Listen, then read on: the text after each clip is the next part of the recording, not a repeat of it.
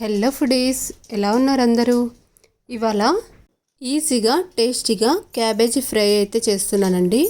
ముందుగా స్టవ్ మీద కడాయి పెట్టుకొని ఆయిల్ వేసి 3 టేబుల్ స్పూన్స్ ఆయిల్ వేసానండి.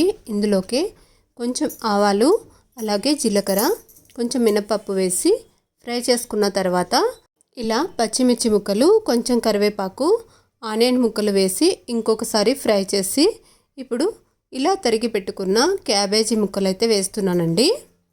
ఇలా కట్ చేసి పెట్టుకున్న క్యాబేజీ ముక్కలు వేసి ఇంకొకసారి బాగా కలుపుకొని కాసేపు అలానే స్టవ్ను సిమ్లోనే ఉంచి ఇంకాసేపు మగ్గించుకుందాము.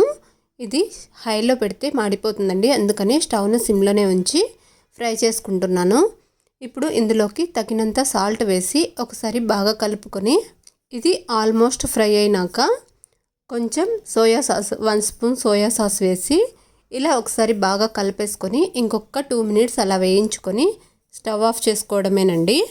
ఇది అప్పటికప్పుడు ఏ కర్రీ లేనప్పుడు క్యాబేజీ ఉంటే ఇలా ట్రై చేయొచ్చు. చాలా టేస్టీగా ఉంటుంది. ఫ్రై లాగా కూడా తినొచ్చు, మంచింగ్ లాగా కూడా తినొచ్చు. ట్రై చేయండి.